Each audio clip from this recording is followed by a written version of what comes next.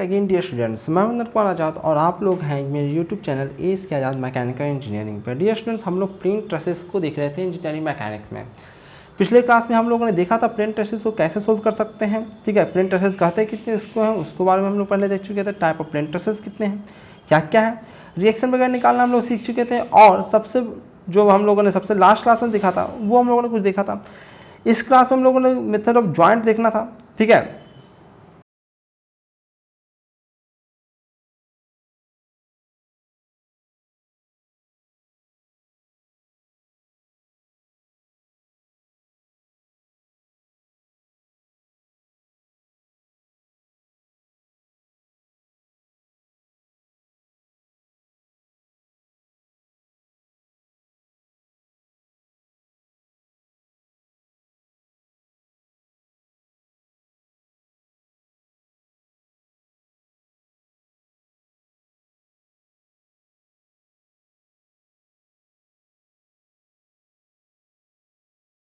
पिछले क्लास में हम लोगों ने देख रखा था interaction of load, reaction and internal forces. ठीक है, अगर आप लोगों ने इसके नहीं देखा तो सबसे पहले जाके आप उसे देखिए, उसके बाद ही आगे आप लोगों को समझ में आएगा। देखने के लिए क्या करना है, आपको नीचे लिंक दिया हुआ है। ठीक है, मैं नाम लिखा होगा एस के आजाद मैकेनिकल इंजीनियरिंग, चैनल का नाम, उस पर आपको क्लिक करना, प्लेलिस्ट वाला सेक्शन में जाना, इंजीनियरिंग मैकेनिक्स को प्लेलिस्ट को सर्च करना, उसमें जाके आप लोगों के इंजीनियरिंग मैकेनिक्स का ऊपर से स्टेप बाय स्टेप आपको मिल जाएगा। ठीक है, चलिए हम लोग आगे चलते हैं। इसमें हम लोग पढ़ना method of joint. Method of joint क्या होता है? ठीक है, तो स्ट्रक्चर को, ट्रसेस को सोल्व करने के लिए हमको दो तरह से हम दो मेथड लगाते हैं। एक है मेथड ऑफ ज्वाइंट और दूसरा है मेथड ऑफ सेक्शन। ठीक है, तो सबसे पहले हम लोग मेथड ऑफ ज्वाइंट को पढ़ते हैं। ठीक है, मेथड ऑफ ज्वाइंट में हम लोग को क्या करना है भाई, तो देखिए ये आपका एक स्ट्रक्चर दे रखा है, एक इजी सा स्ट्रक्चर मैंने दिया है आप लोगों को समझाने के लिए। ठीक है, तो ये स्ट्रक्चर है आपका। ठीक है, ये आपका एक स्ट्रक्चर है। ठीक है, यहाँ पे एक सपोर्ट लगा हुआ है जो हिंज सपोर्ट है, और यहाँ पे एक रोलर सपोर्ट है। ठीक है, यहाँ पे एक फोर्स लगा हुआ है P, नाम मैंने रखा है, इसको A रखा है, इसको B कहा और इसको C कहा है। ठीक है, इस प्रकार से हमने नाम उसको दिया है। आगे करते हैं हम लोग, क्या पहले कॉन्सेप्ट देख लेते हैं मेथड ऑफ ज्वाइंट में क्या होता है।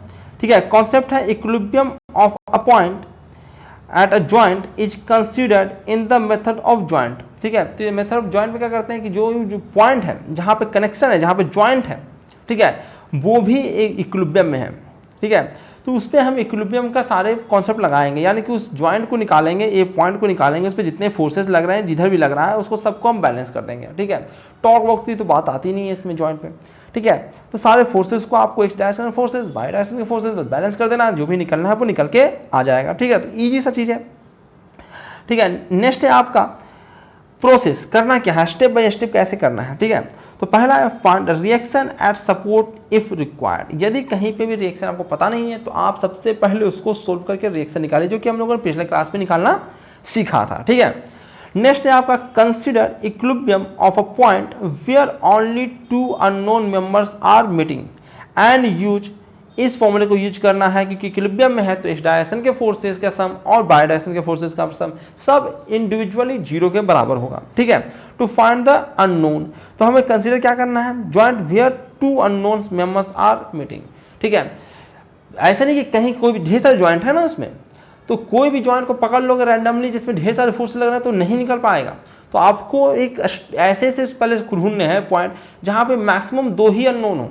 ठीक है, और उसे निकालते जाना, स्टेप बाय स्टेप दूसरे पर बढ़ते जाना, तो हर एक ट्रस में हर एक मेंबर में आप लोग फोर्सेज निकाल लोगे। ठीक है, कैसे करना है मैंने बताया आप लोगों को कैसे करना है। आपको ढेर सारे पॉइंट से ये है ये है ये है, तो किस पे लगाएं, तो सबसे पहले देखना है कि सबसे पहले तो आप लोग रिएक्शन वगैरह निकाल लिए, तो रिएक्शन यहाँ पे तो निकल ही जाएगा आपका, ये वाला रिएक्शन और ये वाला रिएक्शन कैसे भी निकल ही जाएगा। ठीक है, यहाँ पे भी रिएक्शन निकल जाएगा, तो रिएक्शन पता लग गया तो सारी चीज लगभग पता लग गया। ठीक है, अब आप मैक्सिमम उस पॉइंट पे जाएंगे जिसपे मैक्सिमम दो ही अननोन हो, तो उससे ज्यादा अननोन रहेगा, इक्वेशन ढेर सारे बन जाएंगे, सोल्व नहीं होगा, क्योंकि आपके पास दो ही इक्वेशन है ना, तो दो इक्वेशन से मैक्सिमम कितने अननोन निकाल पाओगे, दो, इससे ज्यादा अननोन नहीं निकाल पाओगे। ठीक है, और वो भी दोनों अलग अलग डायरेक्शन में रहेगा तब। ठीक है, तो जनरली रहेगा ही, उसका टेंशन आपको नहीं लेना है। ठीक है, उसके बाद आगे चलते हैं। आगे कहता है आपका, आगे कुछ नोट्स देख लेते हैं, उसके बाद हम लोग आगे बढ़ेंगे। नोट क्या कहता है, if a member pushes a joint then member itself will be in compression. ठीक है, तो ये सब कुछ जानकारियां हैं। देखो फोर्स का डायरेक्शन आप किधर भी ले लोगे, क्वेश्चन बन जाएगा पर कैलकुलेशन बढ़ जाएगा। ठीक है, तो फिजिक्स में जब मैं फिजिक्स पढ़ाता हूँ तो बच्चों को बताता हूँ, ठीक है, कि जितना ज़्यादा आपका विजुअलाइजेशन इमेजिनेशन क्लियर है, ठीक है, जितना रियल लाइफ से आप कनेक्टेड है कि क्या होता है रियली में, ठीक है, तो उतना ज़्यादा आपका फिजिक्स क्वेश्चन ईजी बन जाएगा, क्योंकि उतना चीज़ें तुम अज्यूम करोगे वो सही अज्यूम करोगे। ठीक है, बाकी अगर तुमने जैसे तैसे ऐसे वैसे डायरेक्शन में आपने फोर्सेस को अज्यूम कर लिया तो आपका कैलकुलेशन बढ़ जाएगा, साइन वाइन आएगा, अब उसको आपको मैनिपुलेट करना पड़ेगा, हर जगह बदलना पड़ेगा, अंडरस्टैंडिंग में ज़्यादा मेहनत आएगी। ठीक है, तो इससे बेहतर है कि हम चीज़ों को ढंग से अज्यूम करें। ठीक है, तो देखो क्या कहता है, यदि हमको ये पता लगता है कि कोई जो ज्वाइंट है, कोई ज्वाइंट को कोई मेंबर पुश कर रहा है, धक्का दे रहा है, इसका मतलब खुद वो किस में, कंप्रेशन में है। ठीक है, तुम धक्का, मान लो कि तुमको दो दीवारों के बीच में दबा दो, ठीक है, तुम एक हो, बच्चे हो, तुमको मैं दोनों दीवारें से दबा दूं तो तुम क्या करोगे, दोनों दीवार को धक्का दोगे। क्यों धक्का दोगे, क्योंकि तुम दब रहे हो, तो तुम किस में हो, कंप्रेशन में हो। ठीक है, अगर तुम किसी को धक्का दे रहे हो इसका मतलब तुम कंप्रेशन में हो। क्लियर है, यही लिखा हुआ है कि यदि कोई मेंबर किसी ज्वाइंट को पुश करता है इसका मतलब है कि वो मेंबर कंप्रेशन में है। तो यही तो पूछा जाता है ऑब्जेक्टिव क्वेश्चन में, कंपैरेटिव एग्जाम्स में, ठीक है, गेट ईएसी में, कि ये मेंबर जो है टेंशन में है या कंप्रेशन में, तो वो निकालना होता है। तो उसके लिए कैलकुलेशन करने की जरूरत नहीं होता, ऐसे निकल जाता है विद द सेम इंटेंसिटी। ठीक है, वो कंप्रेशन में है और उतने ही कंप्रेशन में है जितना कि वो दूसरों पे धक्का दे रहा है। ठीक है, जितना फोर्स से वो ज्वाइंट को धक्का दे रहा है उतना ही वो कंप्रेशन में रहेगा। ठीक है, और चूंकि जान रहे हो कि ये इक्विलिब्रियम में है तो दोनों तरफ से उसको सेम ही, दोनों ज्वाइंट जो उसके आसपास है जिसमें वो ज्वाइंट है, मान लेते हैं ये मेंबर यहाँ ज्वाइंट है, यहाँ ज्वाइंट है, तो ये कंप्रेशन में यदि है तो जितना ये कंप्रेशन उतना ही फोर्स लगाएगा इसमें। ठीक है, या फिर वो ज्वाइंट इसको कंप्रेस करेगा, ये ज्वाइंट को धक्का देगा और ज्वाइंट इसको कंप्रेस करेगा। भाई न्यूटन का थर्ड लॉ लगेगा ना। न्यूटन का थर्ड लॉ क्या कहता है, भैया तुम हमको मारोगे तो हम भी तुमको मारेंगे और सेम फोर्स से मारेंगे। तो भैया तो ये धक्का दे रहा है किसको, ज्वाइंट को, कोई भी मेंबर अगर ज्वाइंट को धक्का दे रहा है तो ज्वाइंट इसको सेम फोर्स से धक्का देगा। ठीक है, तो ये किस में रहेगा, कंप्रेशन में रहेगा। ठीक है, तो यही है आपका। नेक्स्ट में चलते हैं हम लोग। नेक्स्ट है आपका second, if a member pools a joint, just उसका अपोजिट, यदि कोई मेंबर पुल कर रहा है किसी ज्वाइंट का, इसका मतलब क्या है, member itself will be in tension.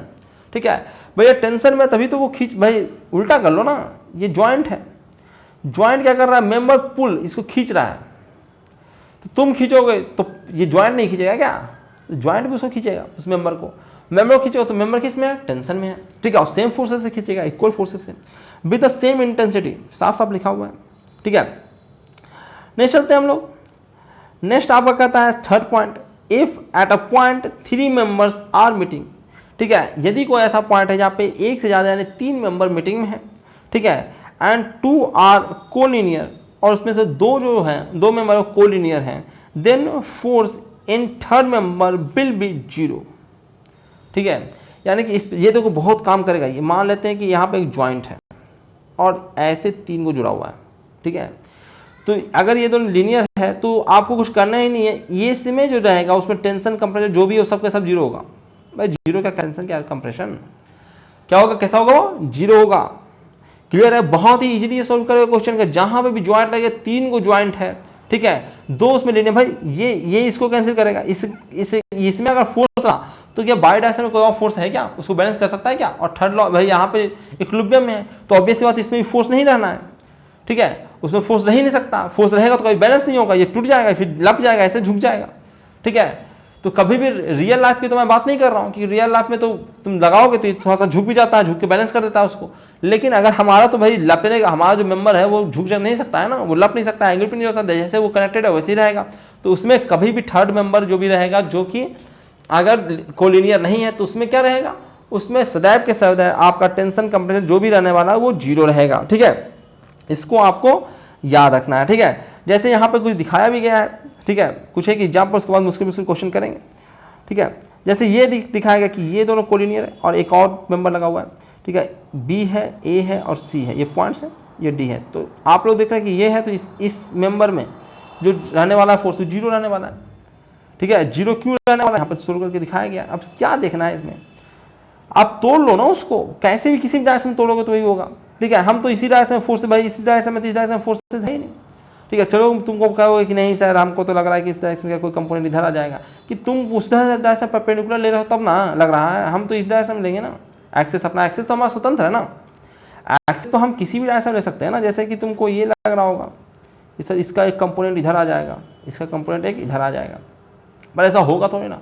ठीक है, तो मैं जो लूँगा इसके परपेंडिकुलर लूँगा ना एक्सेस, अब कैसे चल जाएगा, इसका कंपोनेंट तो लूँगा इस डायरेक्शन में आएगा, ठीक है, इसका इस डायरेक्शन में आएगा। अगर नहीं भी तो तुमको देखो यहाँ पे सोल्व करके दिखाया भी गया है तुम्हें, कि अगर तुम्हें चलो तुम अपने मन से लेना चाहते हो, ठीक है, तो चलिए ये फोर्सेस हैं, इधर मान लेते हैं कि इसमें जो मेंबर है उसमें फोर्स है FAC और इसमें है FAB, ठीक है, और FAD यहाँ है, थीटा एंगल है दोनों के बीच, ठीक है, ठीक है, तो ये तो क्लियर, या तो तुम इसको बराबर कर लो, ठीक है, या फिर तुम कंपोनेंट लेना चाहते हो AD sin थीटा, तो वो 0 के बराबर आ जाएगा। अगर इस डायरेक्शन में कंपोनेंट ले लोगे तुम, AD sin थीटा का इस डायरेक्शन में तुमने कंपोनेंट ले लिया, ठीक है, sin थीटा करके तुमने मान लो तो इस डायरेक्शन में कंपोनेंट ले लिया, ठीक है, इस डायरेक्शन में कंपोनेंट ना लेके इस डायरेक्शन में कंपोनेंट ले लिया, तो AD sin थीटा तो भैया 0 के बराबर हो गया ना, ठीक है, sin थीटा तो 0 हो नहीं सकता है, ठीक है, क्योंकि थीटा तो कुछ ना कुछ एंगल है ना, 0 तो है नहीं।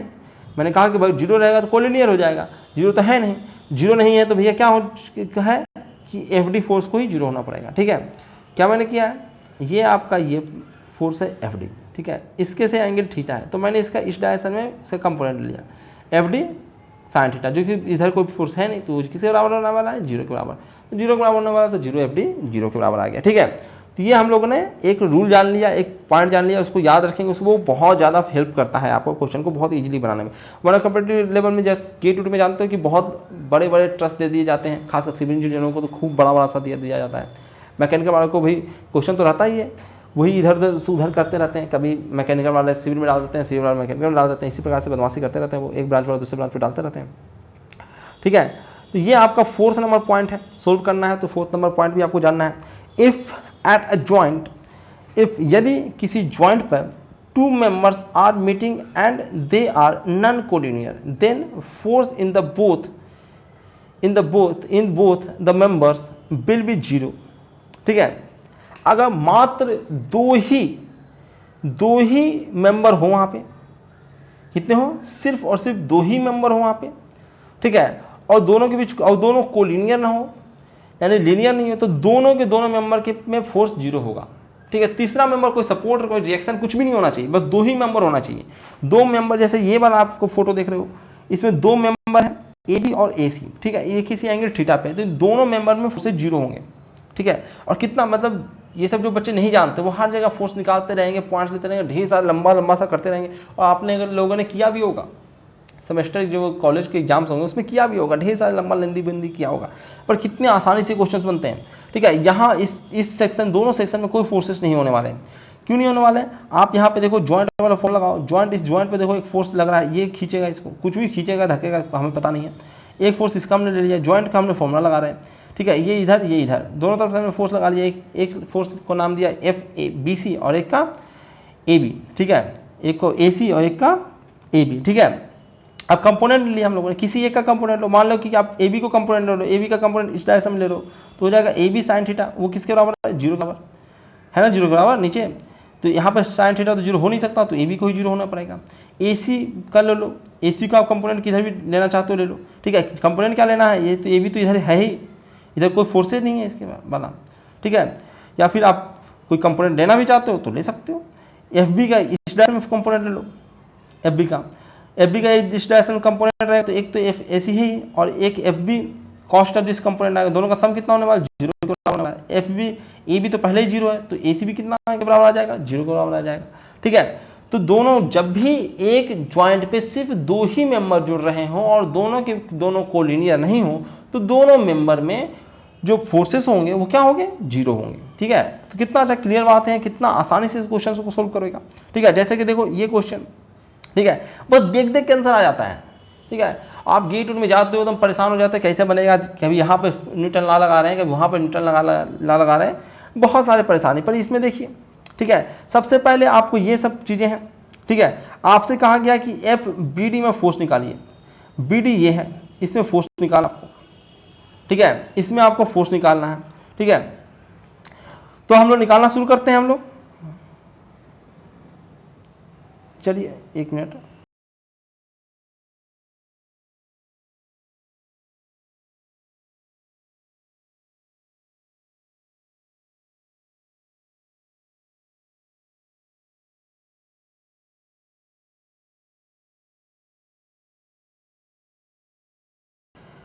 बीडी में फोर्स निकालने के लिए क्या करना पड़ेगा, बीडी में अगर कोई मूर्ख जाके बीडी में फोर्स निकालना हो यहाँ पे सोल्व करने लगे, मुश्किल आएगा, ढेर सारे रिएक्शन सब निकालना पड़ जाएगा। पर अगर यहाँ पे इस पॉइंट को ले ले, वो इसी में इसी ही चतुराई है, ठीक है, कि कौन सा पॉइंट ले लो। मान लीजिए डी पॉइंट को ले ले, तो डी पॉइंट पे देखो 3 मेंबर जुड़े हुए हैं, है कि नहीं, और 2 उसमें कोलिनियर है, एक कोलिनियर नहीं है, तो जो इसमें कोलिनियर नहीं है उसमें फोर्सेस कितना होगा, 0 होगा। ठीक है, देखो ज्वाइंट डी का मैंने लिया है, फोर्स इस पॉइंट को लिया, डी पॉइंट को, ज्वाइंट को डी को, ठीक है, इधर एक फोर्स लग रहा है, एडी लगा रहा है, इधर एक फोर्स लग रहा है, डीसी लगा रहा है, ठीक है, डीसी मेंबर लगा रहा है, तो ये भी एक बीडी लगा रहा है, तो इसके नीचे कोई फोर्सेस नहीं है, तो एक दूसरे को बैलेंस करेगा, ठीक है, इक्वल फोर्सेस रहेंगे, पर इसमें कोई फोर्सेस नहीं है, 0, ठीक है। तो आपको ना रिएक्शन निकालना पड़ा, ना ये निकालना पड़ा, ना यहाँ पे सोल्व करना पड़ा, देख के आंसर आ गया। तो यही है, मेरे साथ पढ़ोगे तो यहीं से फायदा होगा कि देख देख के आंसर बता दोगे। बाकी आप लोग करते रहो, किताबें उलटते रहो, पढ़ते रहो, ठीक है। तो आप थोड़ा सा अपने फ्रेंड्स वगैरह को भी शेयर कर दीजिए, ठीक है, उनको भी फायदा होगा, ठीक है, उनको भी फायदा होगा। 2 क्वेश्चंस हैं, खुद से क्वेश्चन को ट्राई कीजिए वीडियो को पॉज करके, ठीक है। अब तो आप लोग सीख गए होंगे। जैसे ये प्रॉब्लम नंबर 2 है, वीडियो को पॉज कीजिए और खुद से कीजिए, उम्मीद करता हूँ कर लिए होगे आप लोग।